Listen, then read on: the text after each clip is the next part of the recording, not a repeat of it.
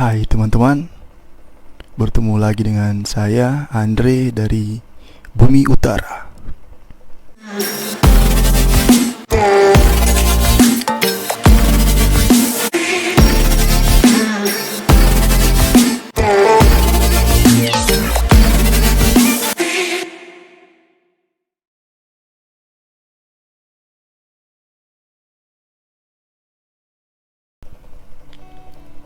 Saya yakin teman-teman yang melihat video ini sudah dipercayai menjadi ketua atau ditunjuk menjadi ketua atau pemimpin.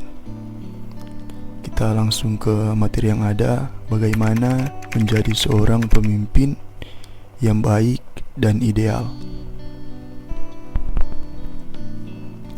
Berikut ini yang akan saya sampaikan merupakan pedoman singkat yang menurut saya itu ideal untuk kita gunakan di dalam kita memimpin atau menjadi ketua di tim kerja kita. Dan saya menyusun ini dari yang bersifat sangat harus dimiliki dan harus kita miliki.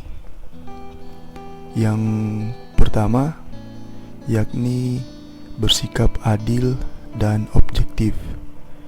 Pemimpin yang baik adalah mereka yang dapat bersikap adil dalam mengambil keputusan dan memperlakukan semua anggota tim secara sama.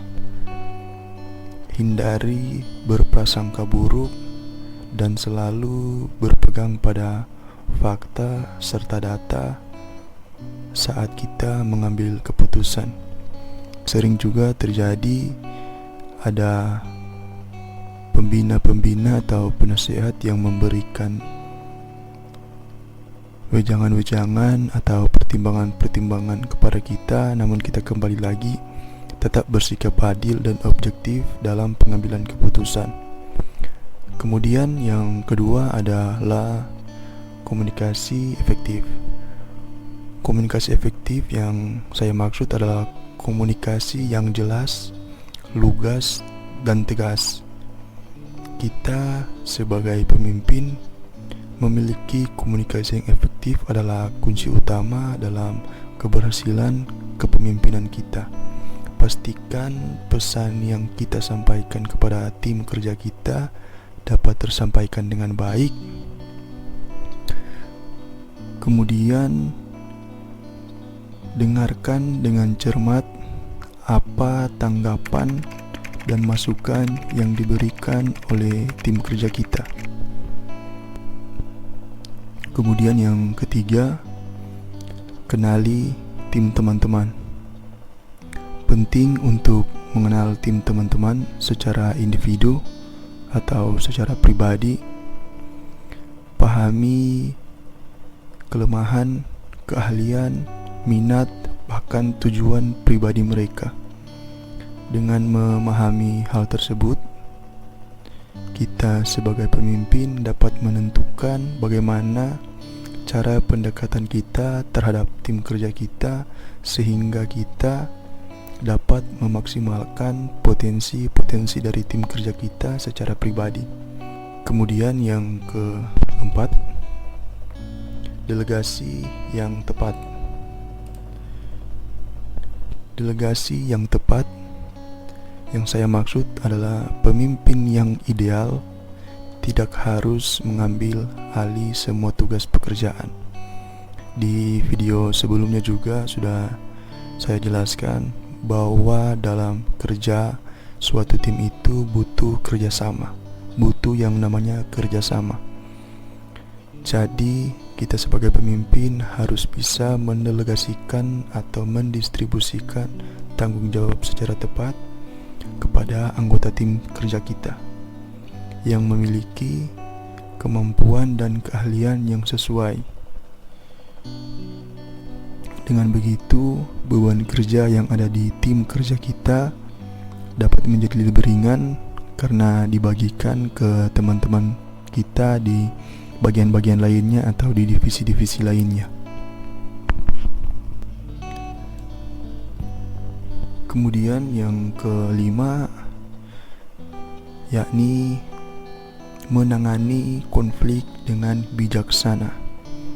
Teman-teman, di dalam keorganisasian atau kepanitiaan, dinamika dalam keorganisasian itu sangat berbeda. Sering terjadi konflik di antara sesama anggota. Jadi kita pemimpin atau ketua dituntut untuk dapat menangani konflik tersebut secara bijaksana. Kita pemimpin dapat berfungsi sebagai mediator dan mendorong diskusi tersebut secara terbuka. Dan kemudian dari diskusi atau mediator tersebut kita dapat mencari solusi bersama. Teman-teman, tolong perhatikan, jangan biarkan konflik tersebut berlarut-larut dalam organisasi kita tanpa penyelesaian atau tanpa eksekusi cepat dari kita sebagai pemimpin, karena dengan adanya konflik yang berlarut-larut akan berdampak sangat tidak baik dalam hasil kerja kita dalam tim kerja tersebut. Kemudian yang keenam, tetap tenang di bawah tekanan. Teman-teman, di dalam suatu tim kerja, kita sebagai pemimpin akan sangat ditekan. Kita bisa saja ditekan dari atas, kemudian kita tidak bisa menekan juga yang di bawah. Ini akan sangat terbeban kepada kita sebagai pemimpin. Jadi saya mengharapkan teman-teman sebagai pemimpin harus tenang dalam mengambil keputusan. Bahkan dalam pekerjaan, teman-teman harus tenang. Dalam setiap tim kerja pastinya selalu ada tekanan, namun tekanan ini saya yakin dan percaya teman-teman akan bisa melewatinya. Mendapat tekanan dalam organisasi atau tim kerja ini akan sangat menjadi pengalaman bagi kita dan menjadi pelajaran bagi kita ke depannya nanti. Dan saya yakin tekanan-tekanan ini akan membuat teman-teman semakin hari semakin baik lagi dalam menjadi pemimpin. Kemudian yang ketujuh, teruslah belajar dan berkembang. Pemimpin yang baik selalu terbuka terhadap kritikan, tidak takut melakukan kesalahan. Yang perlu kita pelajari selalu adalah selalu kita berusaha untuk meningkatkan keterampilan kepemimpinan kita lewat meningkatkan pengetahuan atau ilmu manajemen organisasi kita atau ilmu mengatur organisasi kita, ilmu komunikasi, dan keterampilan interpersonal atau keterampilan secara emosional. Kemudian yang kedelapan, teman-teman harus menjadi teladan yang baik bagi tim kerja teman-teman.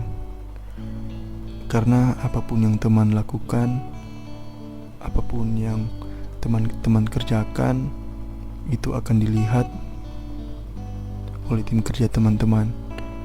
Dan mereka ketika melihat teman-teman sedang bekerja, mereka akan menilai apakah benar orang ini pantas untuk saya percayai.